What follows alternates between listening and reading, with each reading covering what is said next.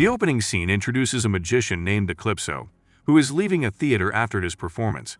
Just as he steps outside, he is attacked by a superpowered individual who knocks him out and takes him to his secret hideout. Later, Eclipso wakes up to find himself strapped to a stretcher, connected to various modern devices. He also notices another superhero, Brazzero, on a nearby stretcher. Brazzero's body has been reduced to a skeleton, his blood and fiery powers seemingly drained for some experiment. This sight throws Eclipso into a panic, and he screams for help, but no one hears him. The scene then transitions to our protagonist, Moro, a police officer, as he goes through his morning routine in his apartment. While feeding his pet cat, he gets a call from work, assigning him a new case. He gets ready and heads to the scene, where he meets another officer, Cecil Schalzman. Cecil briefs him on the incident. Some superhuman teens set a nightclub on fire after being denied entry. Moro then tells other officers to call the forensic team, but soon learns they have already completed their inspection and left, indicating he's late once again. Later at the police station, the superintendent calls Moro into his office and reprimands him for his recent lack of diligence. He then introduces Cecile as Moro's new partner, with whom he will be working closely.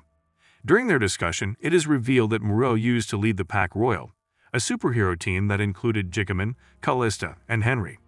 He stopped working with them after the tragic death of Jigaman, which led to the team's disbandment. Since then, Moro has been serving as a special officer tasked with apprehending superhumans. In recent years, the crime rate had plummeted to nearly zero, and everyone believed the superhumans had left the city. However, with a recent surge in cases, the superintendent assigns Moro and Cecile to work together to address the rising threat. Later that day, Moro and Cecile are alerted to another similar incident.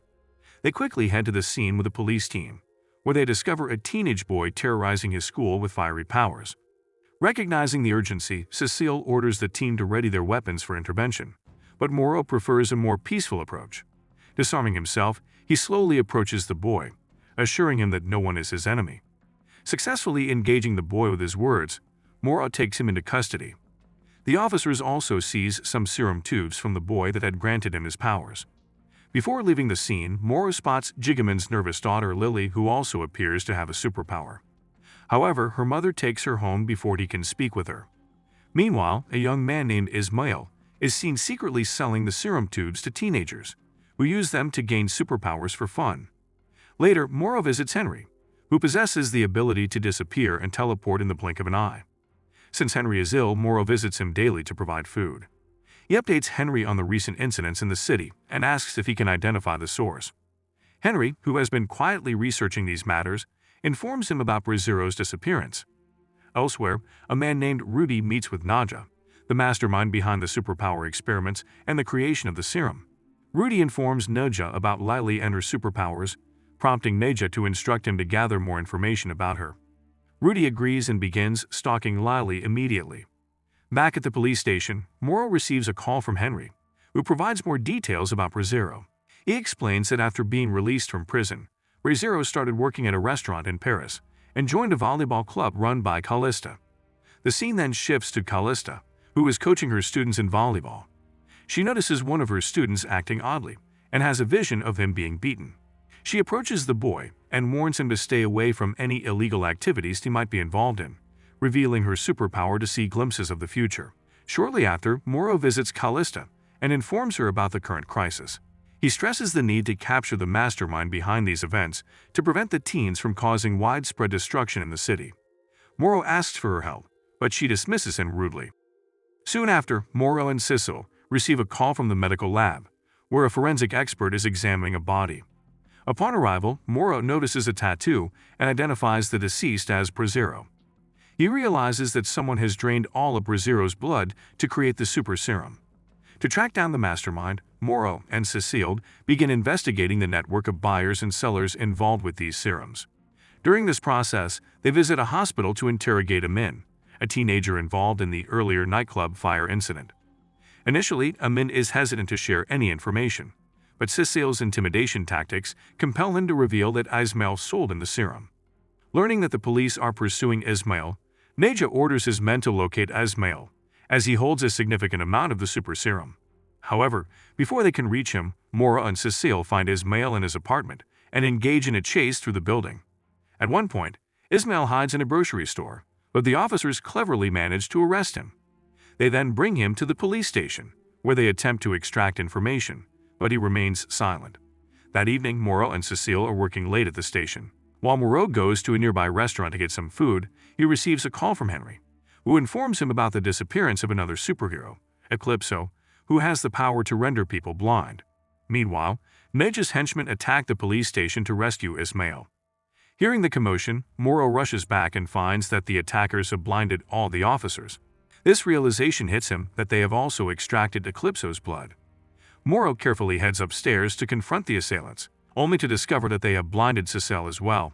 They push her off the top floor and flee with Ismail.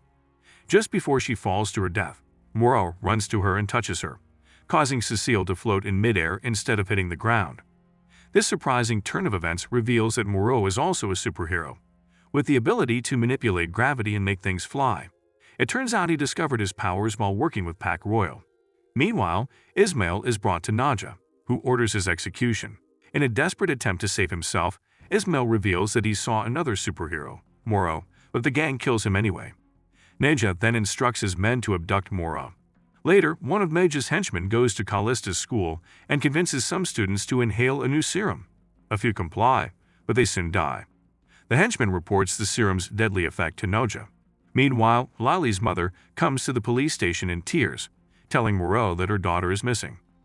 Neja has kidnapped Lily to create a super serum from her blood. Moro rushes to Lily's apartment to find clues and meets Callista, who tells him about her students' deaths after inhaling the serum. Now understanding the gravity of the situation, Callista offers to help, but Moro declines and asks her to leave. After she departs, Moro searches the apartment and finds a piece of paper with a phone number in the trash. As he continues his search, Neja's henchmen suddenly attack and sedate him, rendering him unconscious. Outside, Callista sees Cecile approaching the apartment. She has a vision of Neja's men shooting Cecile and quickly hides her in a car to prevent the tragedy. Shortly after, they watch the henchmen carry the unconscious Moro to their vehicle. Cecile wants to intervene, but Callista, having seen the future, advises waiting for the right moment. Meanwhile, Moro's hand touches the van, and despite being unconscious, his power prevents the vehicle from moving. This frightens the gang members, who shoot him 3 times in the chest and throw him out of the van before fleeing. Fortunately, Moro's power expels the bullets from his body automatically. In the next scene, Callista and Cecile take him to Henry's place, where they treat his wounds and let him rest. While conversing, Cecile asks about Moro's true identity. Callista and Henry reveal that they met him during one of their missions. Their leader, Digimon, was so impressed by Moro's powers that he made him a key member of their team. The 4 of them carried out numerous successful missions together. However, one day Moro failed to use his power correctly, leading to Gigamon's death. Since then, Moro abandoned his powers and chose to live a normal life.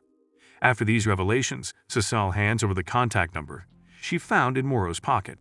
Henry checks the contact number on his computer and discovers it belongs to Elizabeth, a psychologist specializing in superhuman abilities. It's revealed that she secretly exposes her clients to Najaf, so he can use their blood to create super serums. Henry visits Elizabeth's clinic under the guise of being ill and discreetly plants a microphone in her office. He begins listening to her conversations while Callista physically surveils her. They uncover that Neja himself is a superhuman with the ability to hypnotize people. Frustrated by his parents' restrictions on his powers, he killed them and coerced Elizabeth into working for him. A few days later, Callista follows Elizabeth to Neja's hideout, discovering its location. She informs Henry and Cecile, and they plan their next move. Callista learns that the police have also discovered Neja's whereabouts and plan to send a heavily armed force, potentially resulting in bloodshed. To prevent this, the trio decides to rescue Lily themselves. However, Neja has already created serums using Lily's blood, which grants electric powers. Henry, Callista, and Cecile infiltrate the hideout and battle Neja's henchmen, who now possess electric powers. Amidst the chaos, Neja tries to escape with Lily, but Moro arrives and confronts him.